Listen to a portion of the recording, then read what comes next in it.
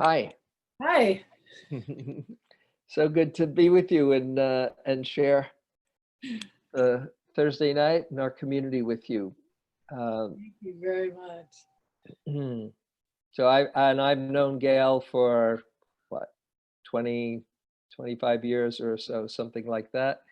And she's somebody that I have great respect and affection for, and who's really committed uh, to deepening practice. And so here's this book, Creating a Life of Integrity in Conversation with Joseph Goldstein. Why don't you start by telling everybody how it came about that you wrote a book and had Joseph as the co-contributor. Well, I have to start by telling you that right now in Sausalito, it's the howl, 5 minutes of howling. So if you hear bizarre noises in the background, which is why I'm chuckling. We're used to it. I would be out on my front deck doing it. It's a really interesting story how it happened, and so I do like to share it. I met Joseph 27 years ago. I had been dating my now husband, Ron, for only a couple months. And we somehow ended up in a car, the three of us heading to the mountains to ski together. And I was just petrified the first time I met him. I'd heard a lot about him. He'd been teaching like, I don't know, 20 years by that time anyway, and he was really well known and the center was all set up.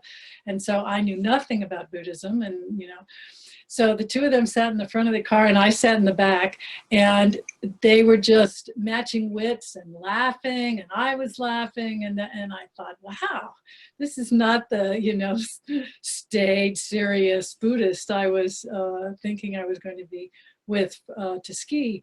And I just took to him right away. And then a curious thing happened. It started snowing, and then it was a blizzard, and it was, and we had a big rental car, and they were flashing these signs saying, all cars need tires, and we didn't know. So we pulled off, and we're going to this little shop to see if they had chains for the tires. And a patrol car pulled up behind us and was following us, and we're like, and I thought, oh boy.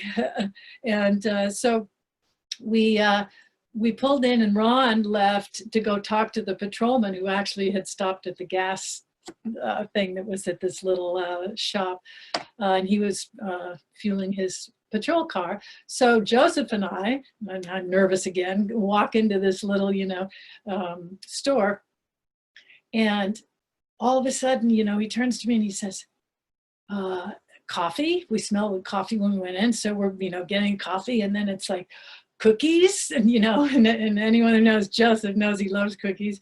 So we go over, and I love cookies. So the two of us are like this box and that box, and then all of a sudden his head swivels, and he goes, a sandwich maybe before the cookies, and we're sitting on, and so I'm following him now, and I go, I'm starting to feel all kinds of things, like, whoa, I'm here with this guy. I want to have a good relationship, but we're supposed to be looking into seeing about buying, tires, chains for the tires, and, And all of a sudden, Joseph's leaning over this place where the sandwiches are, and he stands up and he starts laughing. And he turns to me and he says, that's wanting mind in action. And we had been talking a little bit about wanting mind in the car. And I thought, he was laughing. And I'd never seen anybody, first of all, talk about their mind as something separate. I'm that, not, wanting mind. But I got it instantly. It's like, whoa. And he was laughing. He was laughing at his own mind, separate from Joseph.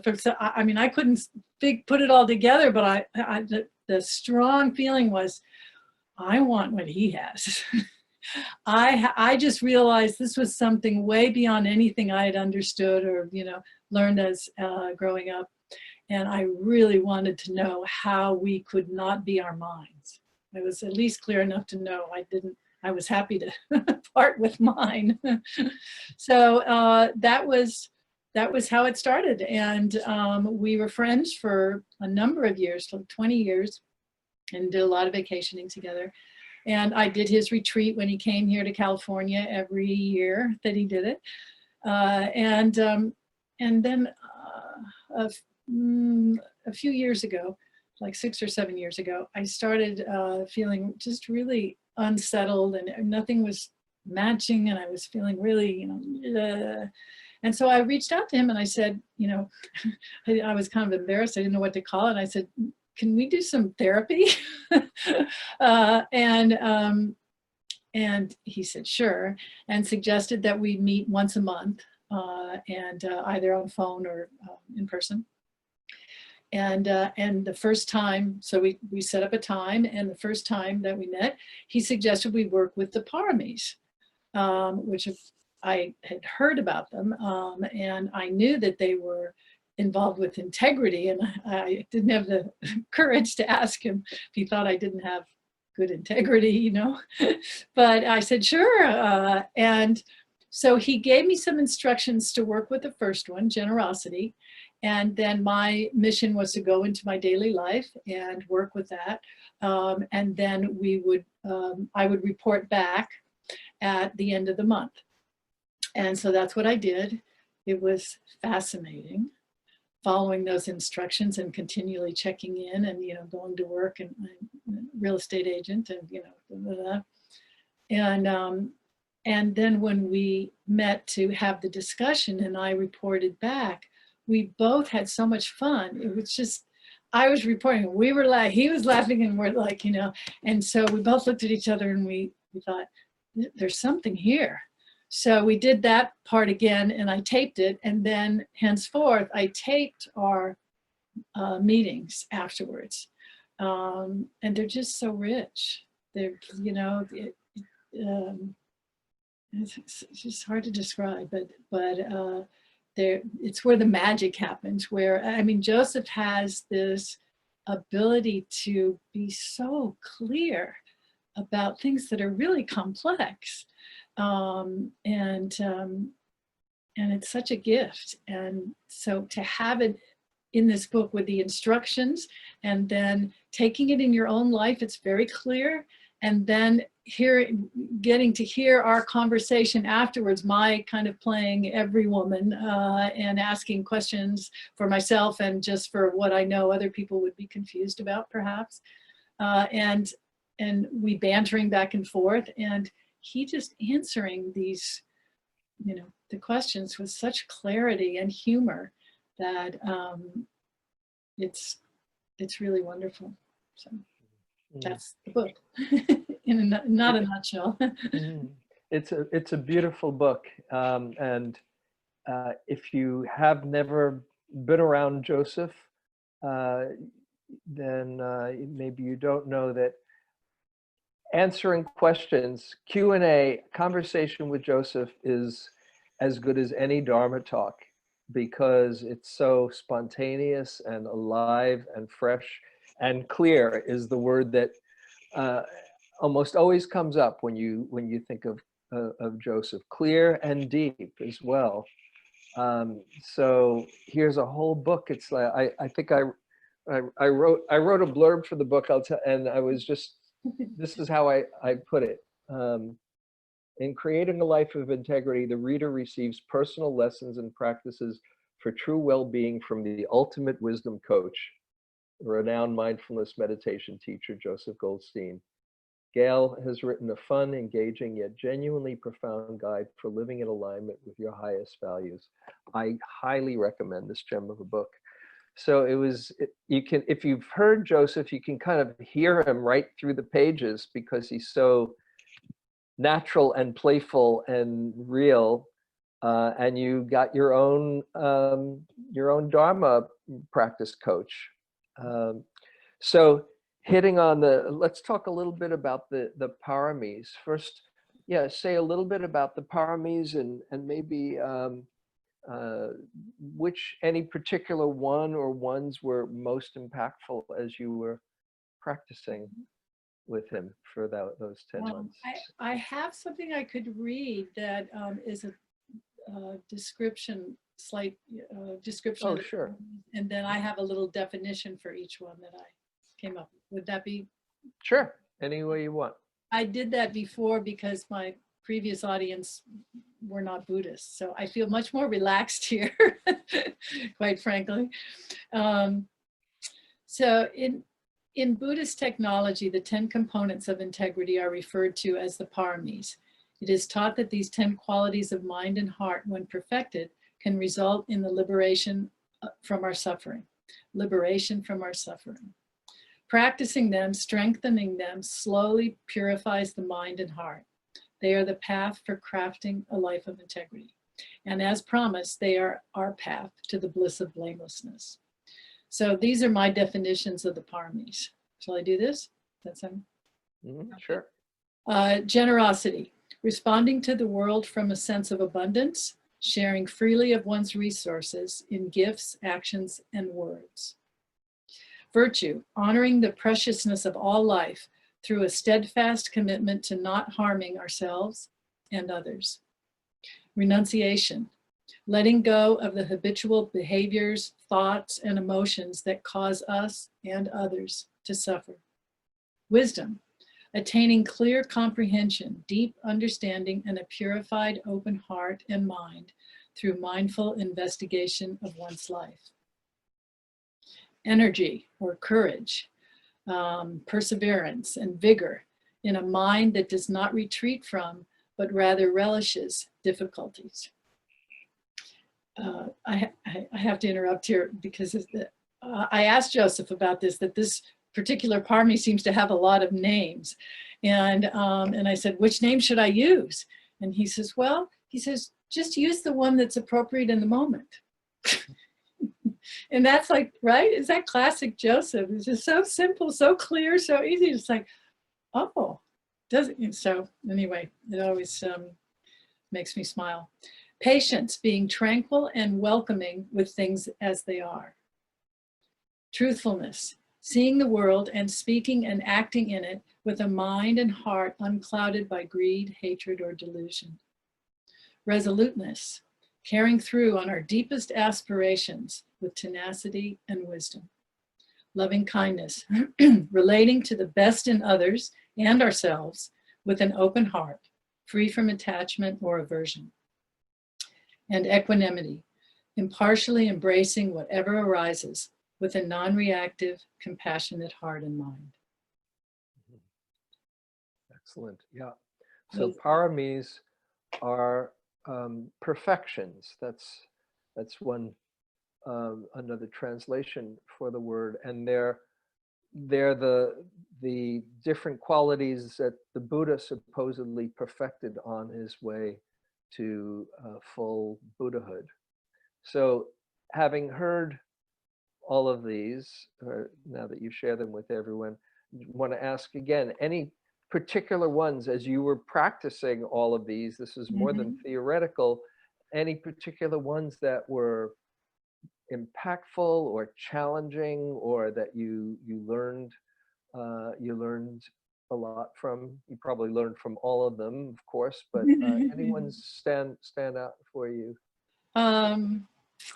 Well, people do ask me that question, like, what's your favorite or what? And my first reaction is kind of to balk at, like, they're all my kids, I can't have a favorite. I'm the oldest of 6 kids. So that's probably where it comes from. But I think that, how can I say this? They're designed, it's my understanding, to go from kind of the easiest to the most difficult, perhaps, or perhaps the most subtle also. So we start with generosity, and we all know generosity, and so so taking a month observing your generosity and following these instructions, it's so easy to see where you're kidding yourself and where you're, you know, saying one thing but thinking another, and feeling that, you know, it's all so obvious. We all have good good habits and bad habits as you know, as pertains to that. And so, and if I take like, so generosity is always a favorite. It's the one that Joseph uses out of all of them as his daily practice, really, as his foremost practice. And but like, and then you go down the line to like truthfulness. It's number 7. And truthfulness gets a lot more subtle, but that what you learn in that first month in generosity helps move you when you get to the tougher ones, you know. That whole, what you've learned there and about truthfulness, you're much clearer after doing generosity about where you're truthful and where you're not with yourself, right? So so that being said, I felt that as we went through, the first one seemed kind of rough, and I was rough, and I sort of kept liking the next one better than the last one. And they were just richer also because of the depth that you establish as you move along. That being said, Joseph and I are both greedy types. And so renunciation is probably never far from my mode, that I'm always checking myself and thinking, grading myself, shall we say. So I would say that that's the one that has really stayed with me in a much more, in a much deeper way, a much broader way now. Renunciation is not just yes or no. It's like this whole drama that plays out in 4 scenes about should I or shouldn't I, you know, do this or that. Yeah. So it does. It's my favorite now, even though it's often the most difficult. If that answers. Mm-hmm.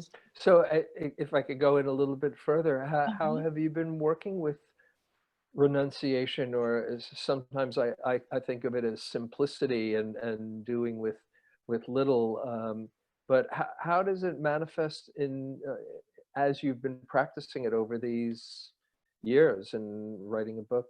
Now it's different than, say, when you first started. Um, I think that it's. I now understand that it is. Um, that it is something that arises up, it's not me.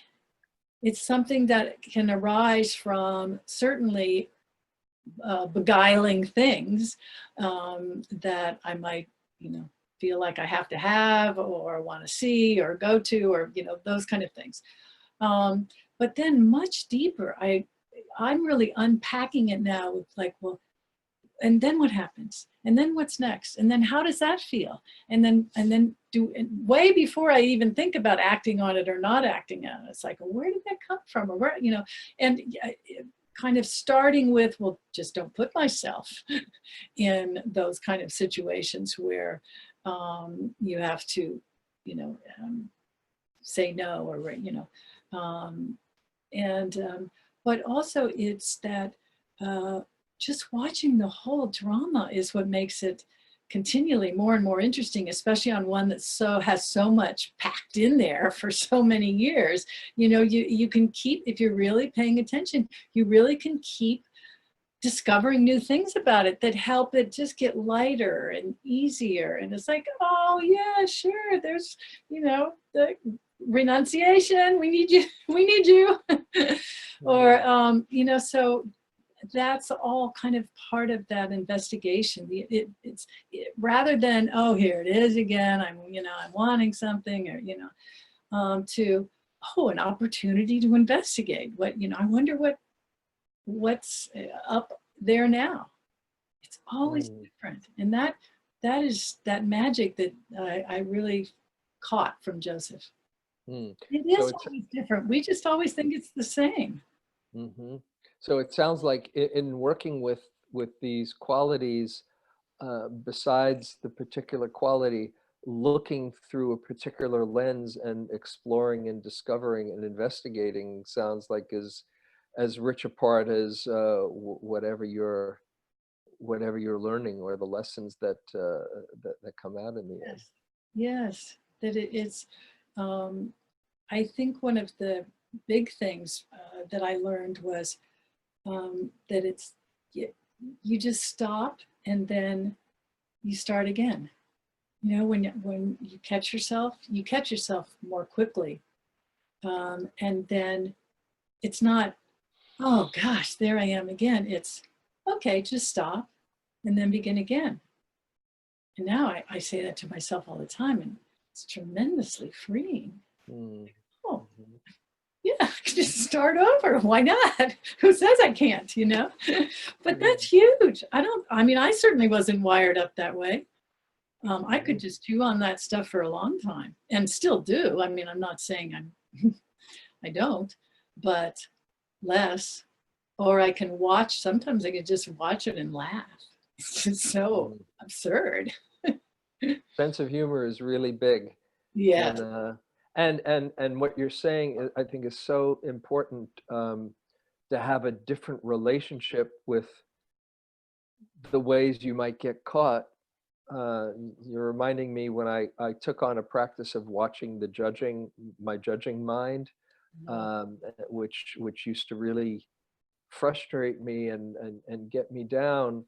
And then I started seeing it as an opportunity every time I saw myself judging. Instead of judging the judging, I thought, oh, if I can remember to bring compassion to this mind that gets lost, and every time I see it with a compassionate way, I started to become excited about seeing my judging mind. Oh, another opportunity to practice compassion. And it's the same stuff that would come out of it, but a completely different relationship to it. Oh, I'm growing, I'm learning. Isn't this wonderful? It's like that line I always love from Pema Chodron, where she says, take delight in the awareness that sees the dukkha. Take delight in the awareness that sees the suffering. Oh, I'm seeing it. And that just changes everything. It's that's exactly right. And that was what I first saw, but had no idea what it was with Joseph in that store, because he was laughing at himself, at his mind, not only just himself, he was laughing at his mind. And I'm like, whoa, this is so, you know. So yeah, he just holds it so lightly. And there is so much joy. It's the bliss of blamelessness, um, personified. Mm. Yeah, when you can laugh at it, the whole key is to not take it personally, whether you just see it as a just a habit of mind. But when you can laugh at it, then you really aren't taking it personally. Then you're in on the joke instead of the butt of the joke. Yeah. And that's something I learned from him as well. Probably most of Joseph has been my main teacher practicing, and he's the person that I learned about generosity and wanted to emulate in whatever way I could, but as much as anything, being fascinated by exploring the mind. That's a big part of the transmission. Yeah. Yeah. And he makes it sound interesting, Mhm. right? And it is interesting. It It's is fascinating. interesting, but Yeah. in the beginning you think, I don't know. Uh, Mm. Mm. yeah. Let me ask you maybe just a couple of other things, and then we can open it up, and other Uh-huh. people might have some Okay. some comments.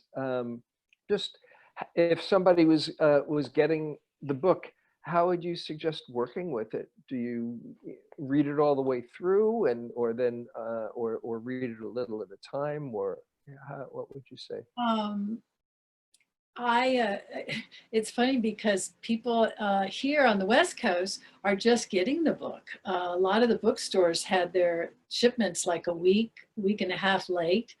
And so people started reaching out to me, and telling me, and they say, oh my God, I'm loving the book. And then they say, but Gail, I was ready to do the first generosity month, and two of my friends are going to do it with me. And we're all, and I was just talking to my business partner and he says, but I couldn't stop reading. He says, is that okay? I'm all the way through 4 chapters and and I'm like, yes, it's fine. So, and I've had that question now several times. So it's curious you asked that. So there's no wrong way. But I did the same thing. I find that reading all the way through it gives you an understanding of what kind of the movement of it and how each kind of builds on itself a little bit. But then I think the most important thing for me is that some people can do the work alone, but I really think the value is from hooking up with somebody, whether it's one person or two or a group.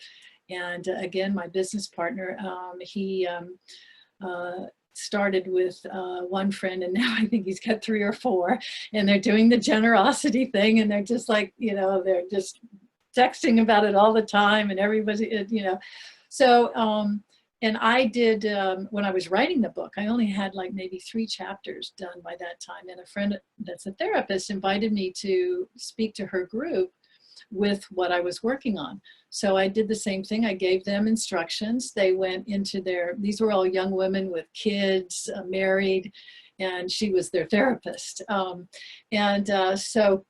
So they took this into their daily life for a couple of weeks, I think it was, and came back, and oh my gosh, it was just, you would think we were all having champagne. We were just giggling and laughing and sharing these stories.